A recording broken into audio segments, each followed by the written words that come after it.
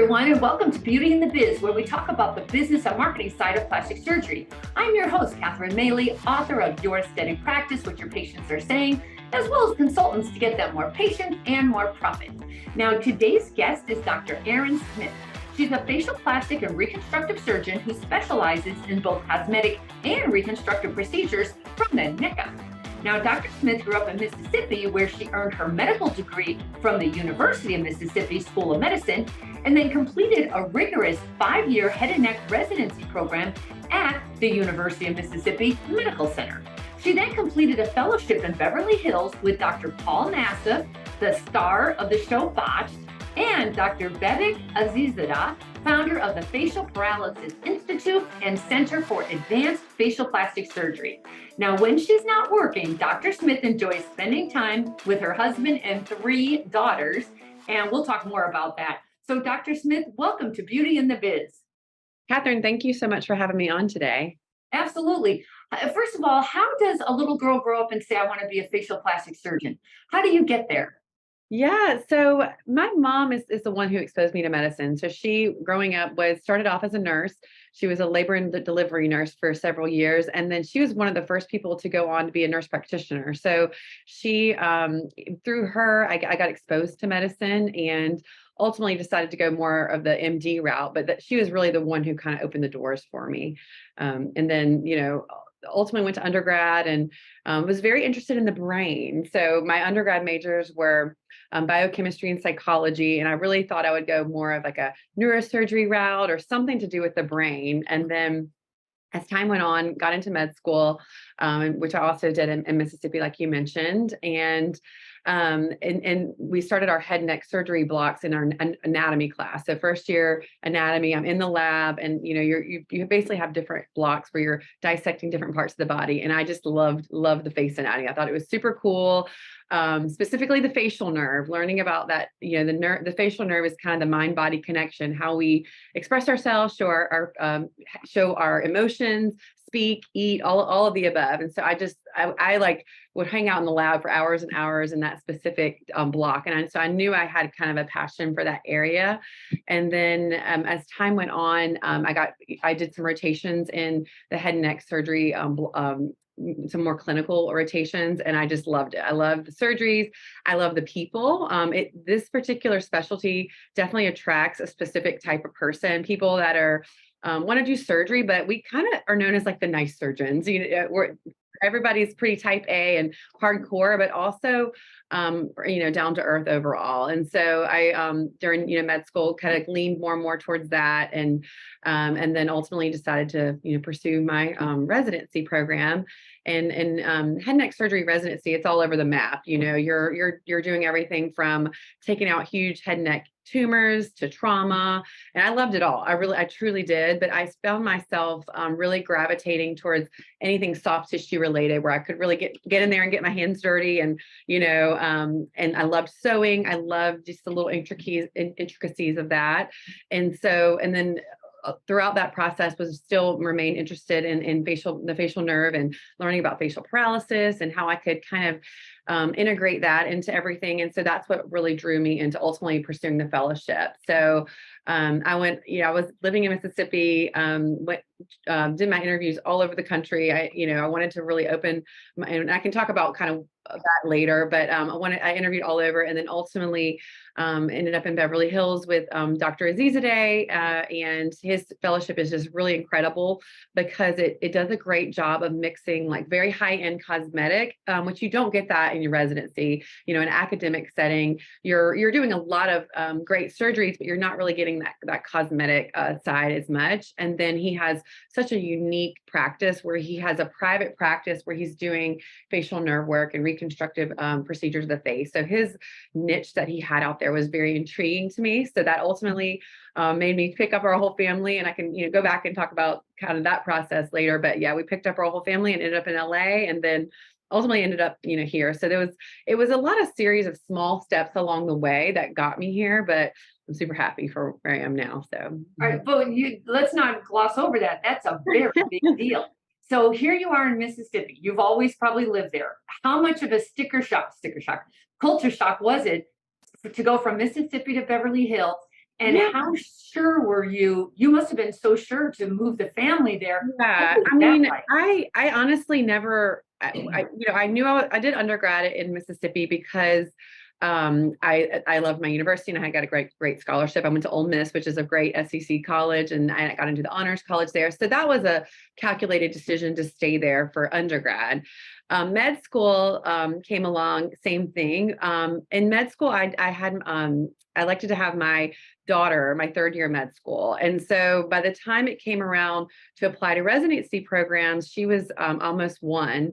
And at that time, even in residency, I really wanted to go away and kind of go broader, but we made a calculated decision to stay close to family during that time because we just had a young baby and I was planning to have more. I knew that at the time.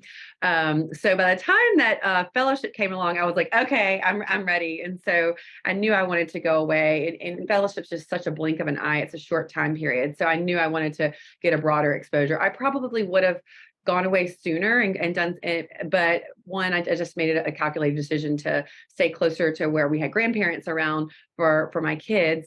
And ultimately, the University of Mississippi head and neck surgery program is incredible. So I interviewed all over the country, even for residency, and really ended up really wanting to stay there. But just because of, Mississippi has really some of the sickest people in the country, and so I knew I would see kind of the worst of the worst, like the pathology that I'm exposed to there, whether it be trauma related or just severe advanced cancer. I knew that I could really, for lack of a better term, get my hands dirty and be really exposed to the worst of the worst, which would ultimately make me prepared to deal with anything. And so that, I feel like staying in Mississippi for that really helped me really develop my surgical skills. And then going out to LA was how I feel like I fine-tuned things, and we're able to kind of fine-tune things.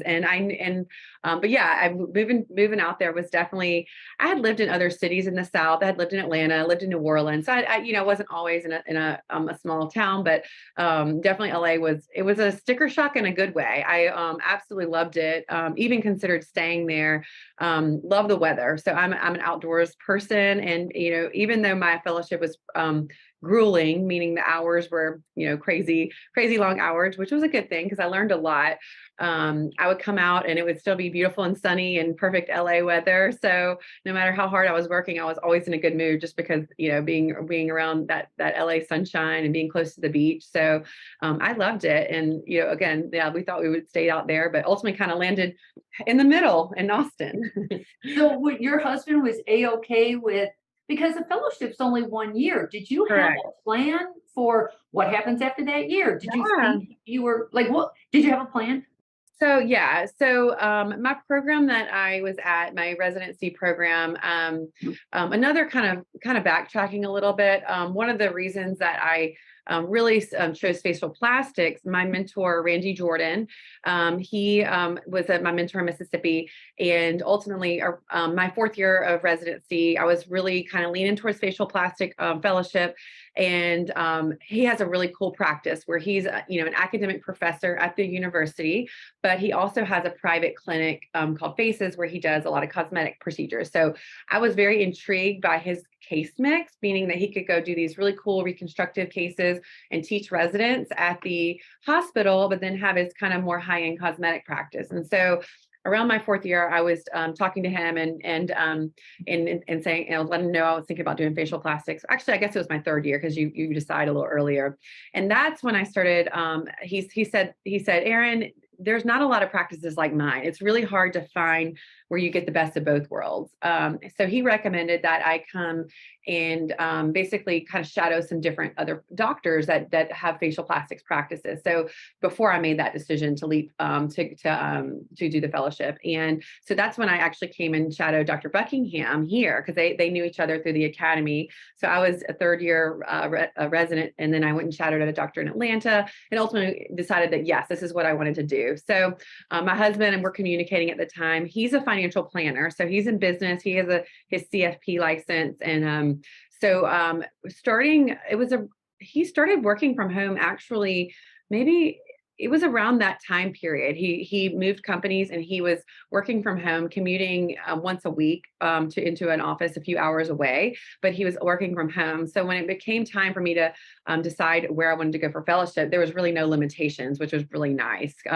His company, so he was doing Zooms before the pandemic, before Zooms were a big thing. And so, my husband was super supportive of, it's a short time period. It's 1 year of your life. So we were prepared to go anywhere that basically offered the best training. So then that's really been beneficial for me throughout my career, and even, getting into my job now, that he was able to kind of transition. So he's had his same job for the last 10 years and has been able to kind of transition where I transition. And so how many kids moved out to California with you?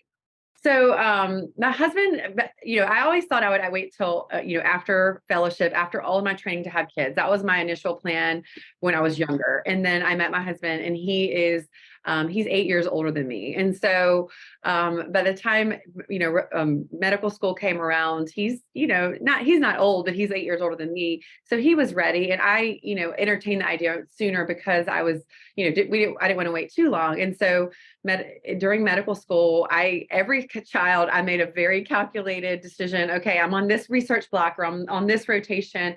And we were very lucky that we were able to, conceive when we did. And so we started having babies. My third year of medical school, I had a child, and then my intern year, and then my fourth year. Each child, it was. I think things have actually evolved. I mean, my kids aren't that old, but I think that the way childbearing during residency, I think it's a little bit easier than it was then. I mean, for Amelia, she's almost 10 now. I was luckily in med school. I was on a research block, so I got a good month off with her. My poor middle child, Stella, I had basically 3 weeks off. The middle child always yeah. I'm a middle child, and I'm still recovering. We were lucky because I had, again, I made the decision to stay closer to grandparents. So when it was time for me to go back to work, I was able to have grandparents and even siblings come step in for those few weeks. And then my kids were all daycare kids, and you know what? They're tough, and they did great with it. And then my third child, I had my fourth year of residency. I was on a research block. So she's kind of my spoiled child because she got a full 8 weeks. So we have about two months of a research rotation where I could work from home. So she's we call her my coddled child, because I actually got a real maternity leave with her.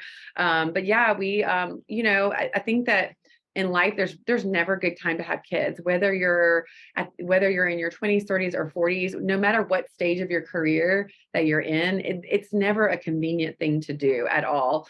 So I, was able to work it out where I was able to do it during my training and really not hinder my co-fellows or anything. Or co-residents. I front loaded my call, and there's just ways to do it that if you're smart about it, you don't have to extend your residency or anything like that. And my program was pretty supportive. I still, and I think, just being a woman in medicine, we're trained to work twice as hard, and so just to, keep up. And so if anything, I worked harder the years I had kids, just to make up for it, where people weren't, thinking I was, being a slacker or anything like that. So by the time I got to fellowship to move to LA, my kids were, my youngest, I think they were going into first grade, pre-K 4, and then my youngest was 2. And we got very, very lucky that we found this amazing school that was a block from our house. So it was this cute Catholic school that we went to church, the same place. And so my husband would walk them to school in the morning, a block away, and pick them up during the day, or pick them up in the afternoon. And he was able to, for the most part, balance his work as well. So we just got very lucky being able to get into that school. And they had after school programs. So sometimes I could pick the kids up. They stayed there till 4 or 5 in the afternoon. And so that's always been it. Is just kind of making sure we have really great childcare and people that love our kids like we do. So when your fellowship is coming to an end, how did you get? Well, wait, let's stay with California. Yeah. Where did Dr. Paul Nassif fit into all of this? Yeah, so the fellowship is basically, there's 2 main fellowship directors, Paul Nassif and Babek Azizadeh. So my year was the first year that we started having 2 fellows.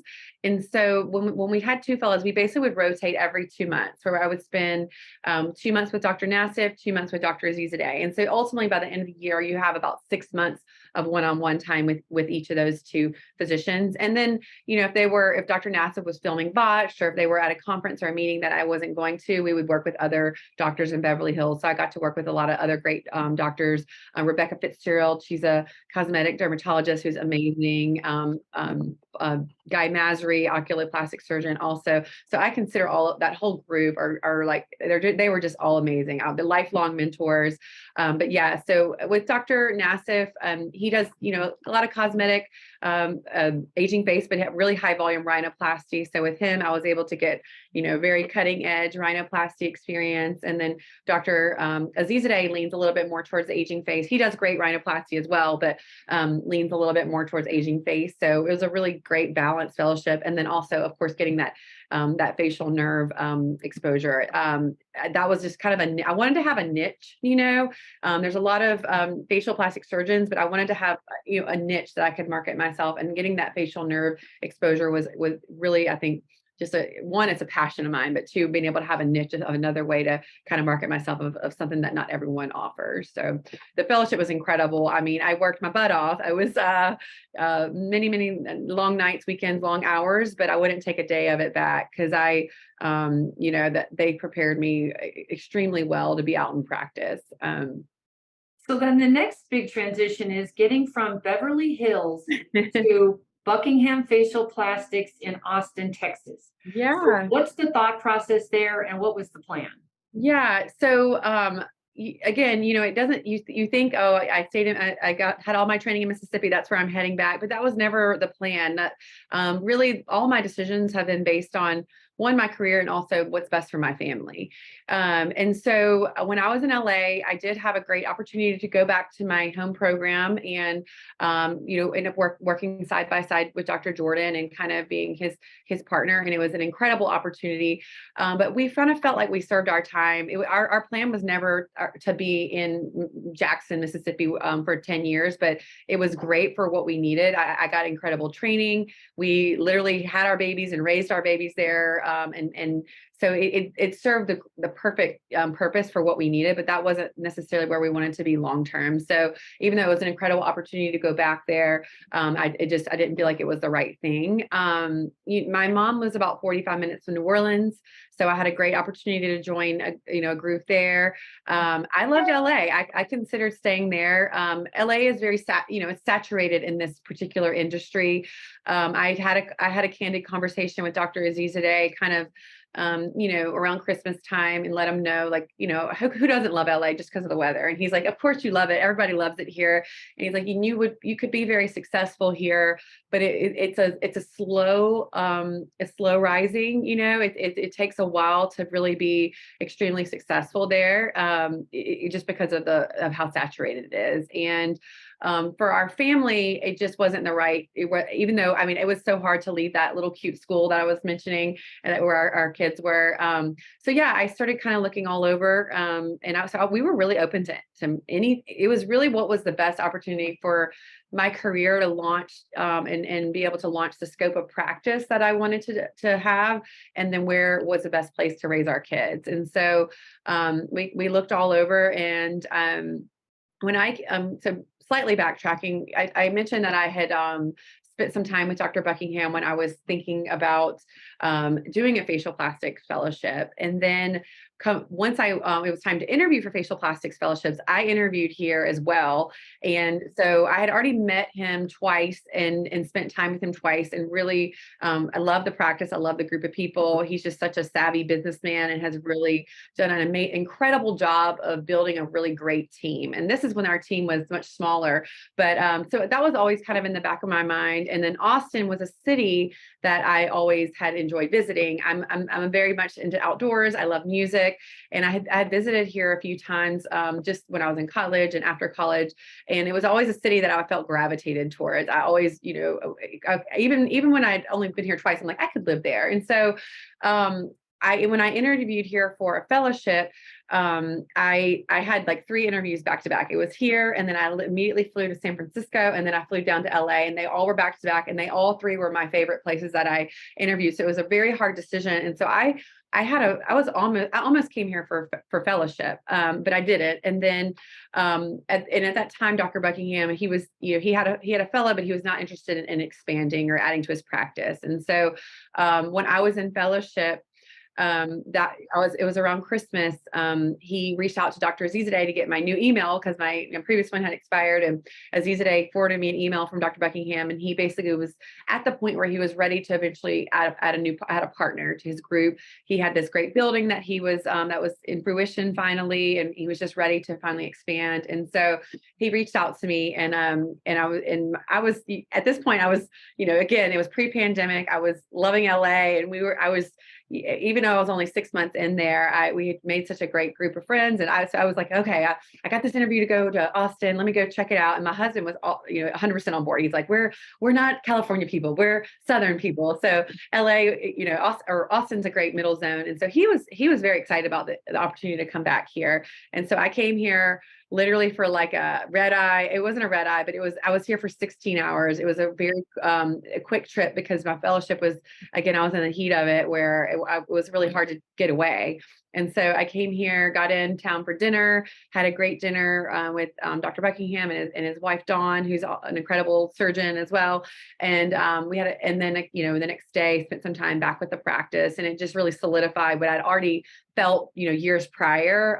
It was just, you kind of like know in your heart. It's like when you find a relationship, when you fall in love with your spouse, you just kind of know, when it's the right thing. And so I got back home, and he was really, the scope of the practice that I would be able to do in Austin was really exactly what I wanted. That same scope that Dr. Jordan said was hard to find, getting that balance where you're teaching and doing reconstructive procedures, but also doing cosmetic, and also me being able to do my facial nerve work. There's a paucity of that in not only Austin, but in Texas, where there's not really any other doctors providing the particular techniques and surgeries that I was trained to do. So it made sense. It was the right decision to come here for my family, financially, all of the above. The city is just it's very kid friendly, very family friendly. So being able to come somewhere where I knew that we could, raise our kids, that's safe, where I could really grow my practice and be able to work with, a really nice established practice. So you never had a thought to like go solo or work for a hospital? You thought it would be best to just join a practice that would allow you to do. Yeah. So I want to do plastic and reconstructive. I looked at all the options. So joining a hospital, there was probably 3 or different interviews that I did for that in different cities. In LA, there was a couple opportunities to do, join where I'm doing kind of a combination of more of like reconstructive stuff. But it's really hard. A lot of those hospital environments, it's really hard to, get it into the cosmetic sector, Sure. Especially if you're on a salary RVU model. A lot of the, even my colleagues that are in my fellowship year are having a really hard time of balancing that out. So I knew that if I were to join a hospital, that would have been, it would be hard for me to be able to eventually branch out. It's definitely doable, but private practice kept pulling me. And then, at this point in my career, I was ready to, the reason I ultimately I didn't want to start from the bottom up. I had at this point 3 kids, a family.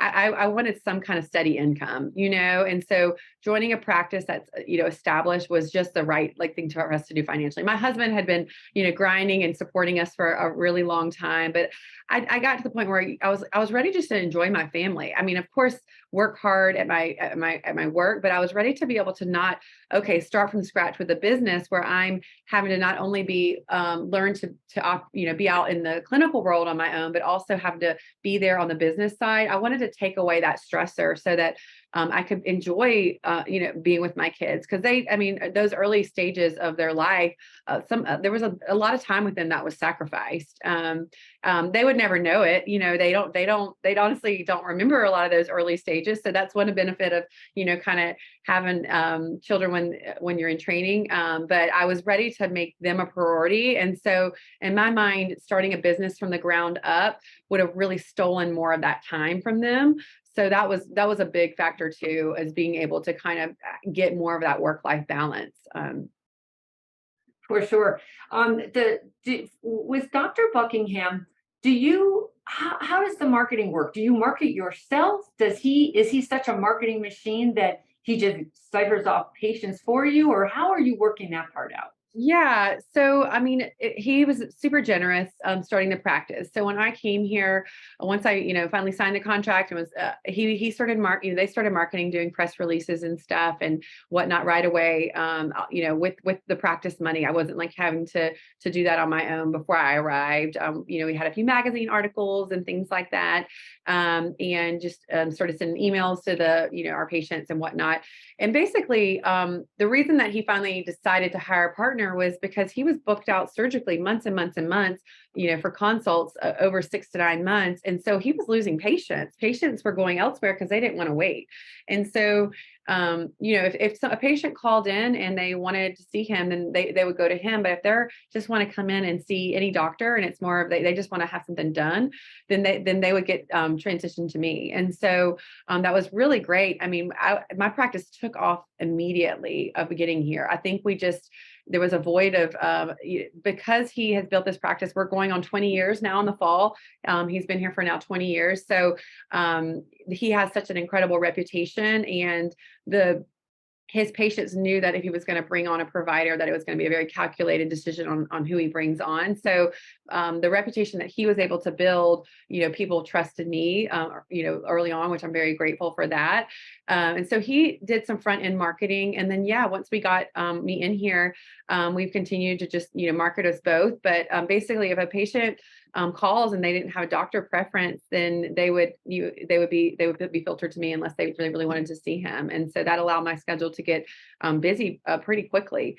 And so now in terms of, marketing, we have several different outlets, obviously, the Google engine that I'm learning that side of the business. But, we have several magazines that will be featured in, and the big beast that we're learning is social media. Dr. Buckingham, before I came on, that he was, if anything, a little bit anti-social media, just because, our aging face population who are in their 60s and whatnot, they're most of them aren't, or at least in the past, we're not going to the social media. They were going more to the website, but that's changing. One of my top patients is this spry 82-year-old woman, and she says, she checks our Instagram every day. So I feel like that's something that I starting my own Instagram account it's linked to the practice, but that's a way where patients can get to know me outside of the Buckingham umbrella, because they want to know who I am, personally, and they want to see my results and whatnot. And so that's been something that has been important to me, is having my own Instagram account where people can go to that and get a little bit of a notion of who I am, and get a vibe for my personality and my style and whatnot. So, it's hard to maintain. The busier you get in practice, it's really hard to keep that going. But luckily now we have some good marketing people. I still manage my own Instagram account. I'm not posting on it probably enough as I should, but I'm keeping it alive, just because I want people to be able to look at me specifically. But so that's been kind of a way that I've marketed myself outside of the practice, and networking here with other women physicians. That's been a big thing, and participating in any kind of any kind of women's meeting, Austin Women, things like that. That helps. But really, I mean, it's just pretty much after a few years, it becomes word of mouth. With it, the best patients I have are word of mouth patients from my previous patients that I've operated on. So Always. Always. I don't know why doctors don't spend more time on the patients they have, who will bring them everybody else they need. Yeah. They just want new patients. They want to spend a bucket of money on AdWords. Yeah. I just think there's an easier way to do this. Yeah. So, and this is definitely an area where I'm just now learning, because again, I'm in my third year here, and the first 2-3 years I was focused on operating, getting good surgical results, and making good relationships with my patients. But recently I've I've bought in as a partner. And so with that, I have to know more about the business side. So I've slowly been studying it over the last few years, but there's just so much more to learn. I mean, I feel like I'm just scratching the surface of everything there is to learn, to run a business. So Well, Dr. Buckingham is the perfect mentor for that. His mentor was Ed Williams, oh and yeah, Dr. Williams and I used to run a surgeons coaching club together, called Masters Academy of Surgeons, learning the business side of surgery. oh yeah. Dr. Buckingham just really knows it well. And you also got a front row seat to how to build a building, like from scratch. Oh I'm yeah. sure you watched all of that. That I just had him on Yeah, it is. recently. That This was a our nightmare. our new building is absolutely incredible, but it was definitely there was some growing pains. I mean, we're so happy to be here, but yeah, there's so much red tape for that, and getting. We now have a Quad ASF certified surgery center, but that took many long nights, long days of just so many. It's such a long process, but it's definitely worth it in the end.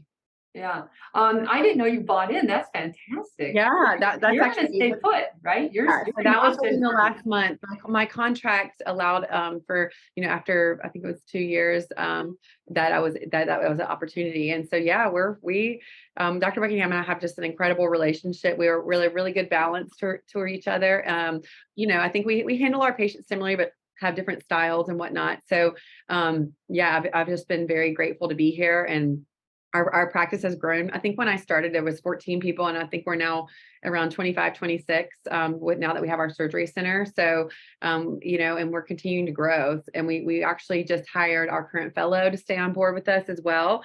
So now we'll have 3 MDs plus our fellow. So how do you make decisions with the three of you? Our fellow isn't making decisions just yet, but he's incredible. I mean, that we probably weren't 100% ready. We probably would have waited a few more years to hire somebody, but when you have a good fit, you have to jump on it.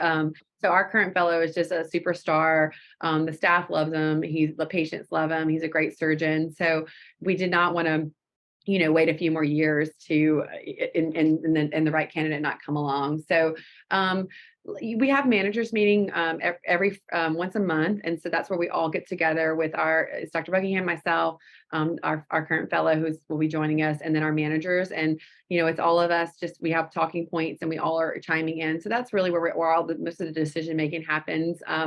I definitely rely on Dr. Buckingham's expertise and wisdom, but he's from day one has just been incredible of letting me guide my practice, make decisions, and been supportive. So he's always open to whatever it might be, whether, we were like, we have to advance our social media. We have to, people are looking at that. And he's like, okay, let's do it. So whatever new ideas, he's always on board for that. So luckily, there hasn't been any conflicts where we are in disagreement. I'm sure it will come down the road. That's good to have healthy conflict and disagreement. So I meant to ask you, what do you think about the cosmetic patients, the taste they have, the demands they have? Have you noticed that they're changing due to social media and all other things? Absolutely. I mean, yeah, social media is definitely, it's been a beast. It's good because it's allowing people to be more comfortable with cosmetic surgery, but then people are more informed, but not necessarily in a good way, Yeah. So yeah, I mean, our aesthetic here, our particular practice is only facial plastic surgery. So we don't do any body work or whatnot. And so our aesthetic is very natural. I want to make you still look like yourself, but I want to basically get you back to looking what you used to look like 20 years ago without making you look tight or pulled or anything like that. And so I think that's why people come here. I've also been very lucky in Austin. This particular patient population, they're all it's a very down to earth population where everybody want to look restored, but the majority of my patients are not crazy. Believe it or not, they're not high maintenance. They're very normal and realistic. So I think that's in LA. My patient population was all over the world. Dr. Nassif and Dr. Azizadeh literally had people flying in from all over the world, which was great training. But we kind of had a mix of personalities. But Austin in general typically attracts a certain type of person, people that are pretty natural and down to earth. And so that our we're very lucky with having that here. There's definitely people that, come in wanting trendy stuff. Buccal fat is a big trend right now. Everybody wants to know about buccal fat, lip lifts. Those are things that are for sure trending right now. Threads, I don't do thread lifting just because I think that they don't last long and they're kind of a rip off, but that some people are always asking about that. But the thing that people are really on Instagram and whatever social media outlet, there's so many different names for different types of facelifts. So I have even friends that are my age. I'm in my late 30s, and I have friends that are like, what is the ponytail lift? What is the weekend lift? What is the, mini lift? What is the limited lift? And so that's just, educating. And everybody knows about deep plane now. They always want to know, are you going to do a deep plane? And so just kind of being able to educate patients on anatomy, it's a fun part of what I do. That was a big thing I learned from Aziza today, is that when you go in, like when you're talking to a patient, talk to them like they're your friend or their family member, and you're literally just educating them. You're not trying to sell them on anything. You're just educating them on what they have. And so I like that. I like that patients are more informed and they come in with educated questions. But yeah, overall, we're very lucky that people ultimately kind of trust us too to help guide them. So just watching the practice, now you've been there 3 years. What would you say is the biggest challenge to running a cosmetic practice from your perspective? Yeah.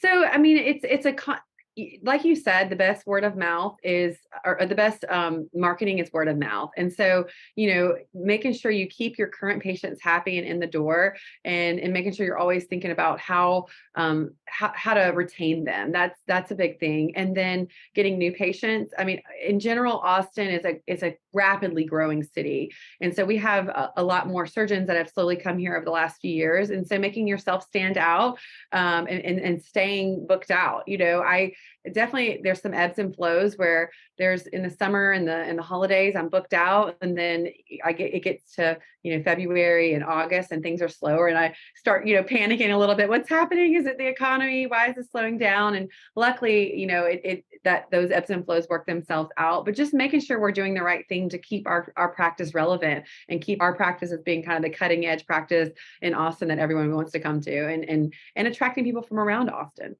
Well, you cannot be ignored with the size of that building. What is it? 12,000 square feet. Yeah, It's gorgeous. It's huge. You can't miss it. That was a good move. Yeah. yeah, So yeah. let's talk about the personal side. How in the world are you growing this practice? You're growing your name in a new community. You've got a husband and 3 kids and a dog. And I think you like to be outside. How are you pulling all that off?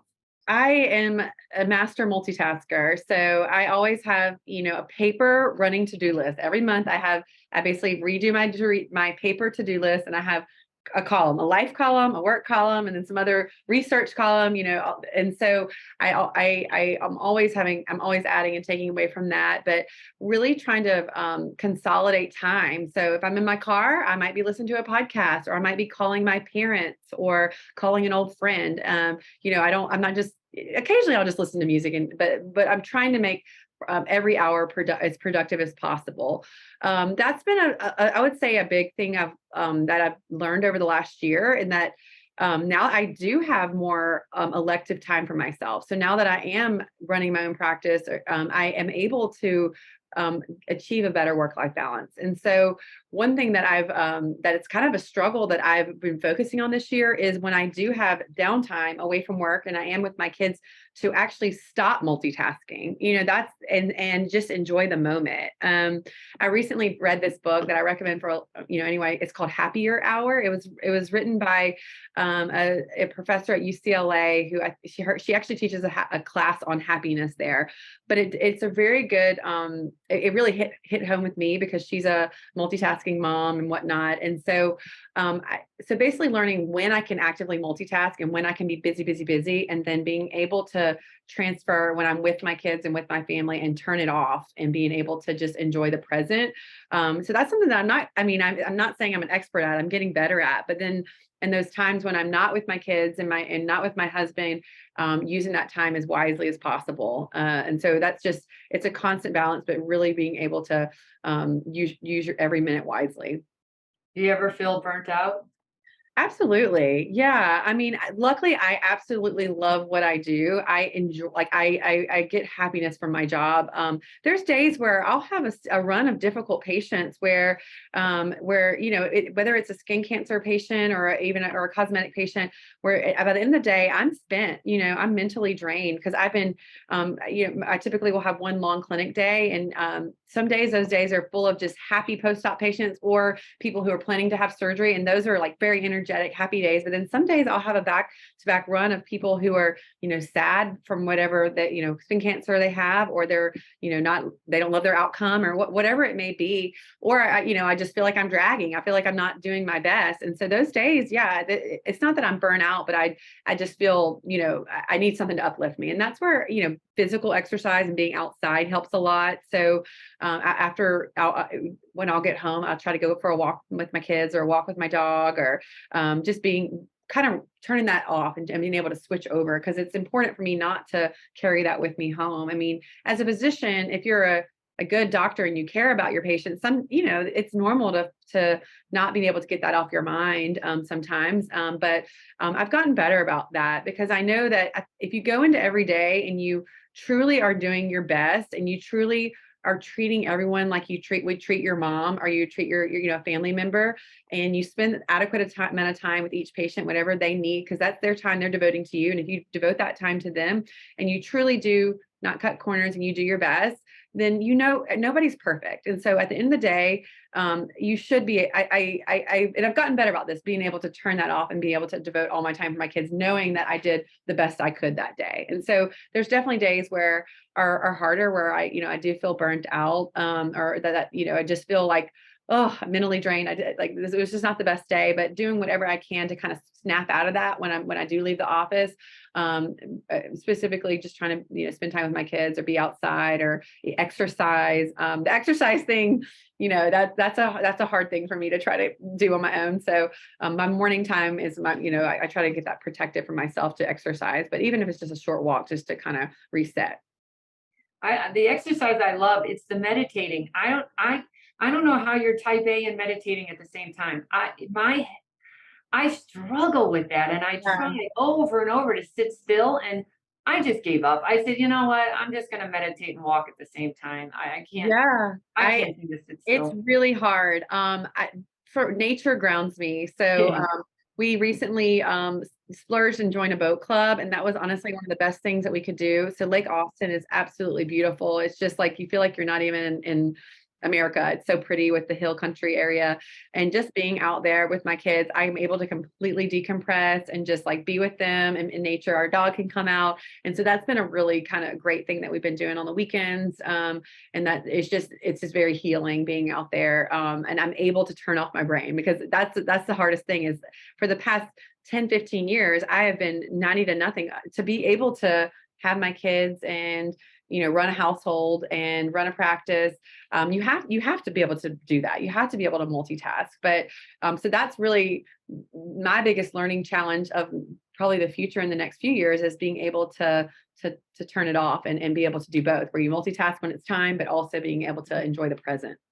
So, any advice for anybody coming up or thinking about switching?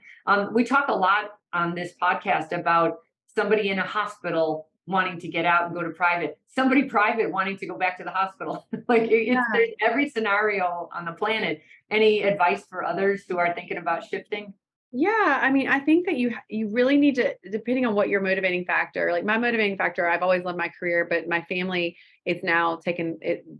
Luckily, my career is flourishing, but my family is my priority. And so I think looking inward and figuring out what drives you and what's most important. So and then just planning it out, doing some research. Our field are so supportive. I mean, all of my previous mentors they respond in a second to an email. And I think in general, we're all just very supportive of each other. And so if you're burnout in your setting, whether that be that you're in private practice and you're grinding and you're not happy there, or you're in the hospital setting and you want to get out, then it just takes a few steps to plan it, and finding a support system and finding somebody else that's out in that field, out in that where your goal is, and they can definitely guide you and help you. I feel like I've spent the last 10 years just grinding and grinding and grinding to get to where I am. And I really haven't, done a great job of offering my wisdom and knowledge I've gained along the years of being able to, balance that out. So that's something that I look forward to in the future, is being able to mentor mom, residents who want to be a mom and want to be able to balance it. And we're currently, in the interview season right now for our fellows, and it's just really great to see these, young people coming up, and I'm excited to be able to mentor them, not only on the surgical side, but also, how to balance it all. Well, they need help because there's nothing easy about what you're doing. But no, but you guys make it look easy because I mean, I always wonder about that. Like, wow, how are you doing that? Ooh. I mean, I can't take away my spouse. And my spouse is, I haven't really brought him up, but he has been an amazing support system.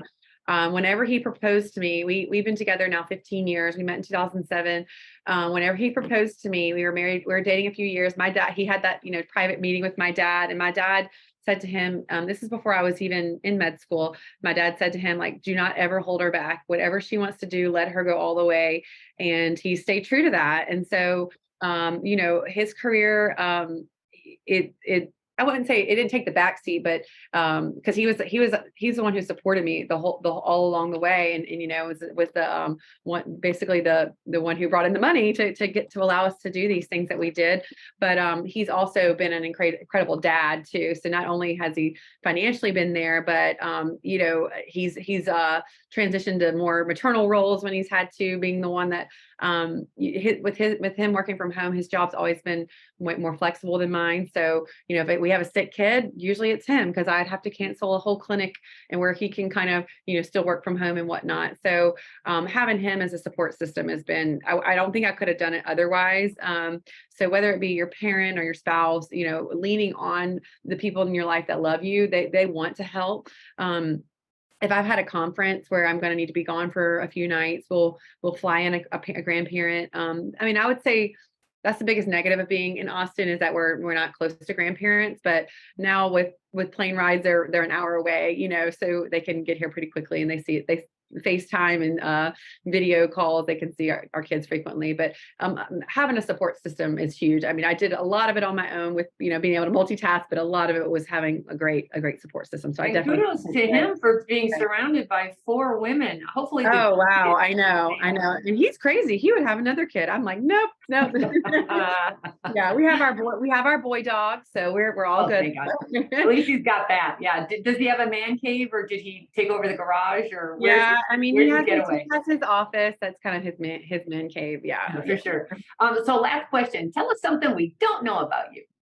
I'm an avid music lover. I wish I don't play any instruments. My kids are playing instruments because I want to live vicariously through them one day. But if I had to retire, I would, and I could do something else in a future life, I would want to be in a band. That Austin, the music scene here is incredible. And I take my kids to shows all the time. That's the great thing about the city, is it's super kid friendly. And so we are constantly going to outdoor festivals and music, as much as we can.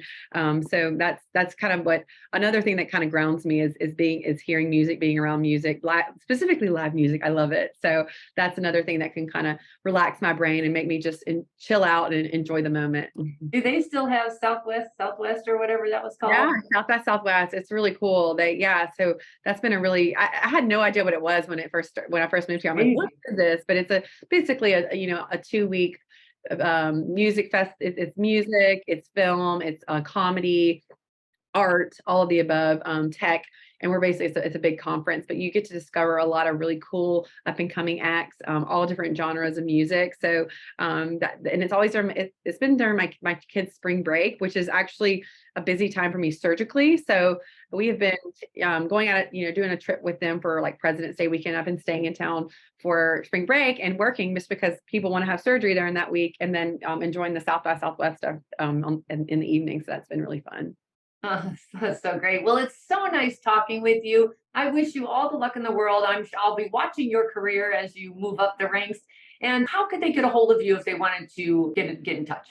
Yeah. So just reaching out to the practice. My practice email, I'm just drsmith@buckinghamcenter.com, drsmith@buckinghamcenter.com. Or if you call the practice, and you can always reach me that way as well. Okay, terrific. That's going to take care of it for us today on Beauty in the Biz. If you would, I'd love for you to subscribe to Beauty in the Biz if you haven't already. And of course, a great review would be terrifically appreciated. And then if you want to get a hold of me, you can always leave me a message on my website at katherinemaley.com, or you can DM me on Instagram at katherinemaley.mba. Thanks so much. We'll talk again soon. The fastest way to success is to model other successful surgeons who have what you want, but you can only see their results, not the path they took to get there. So you continue to jump from one thing to another, hoping to find something that will work for you too. But it rarely does. So try this shortcut instead. It's guaranteed to move you forward. I compiled my intellectual property to grow cosmetic revenues, everything I've gleaned over the years, into one playbook of the most successful practices and what they do to win. Go to cosmeticpracticevault.com and let's grow your cosmetic revenues.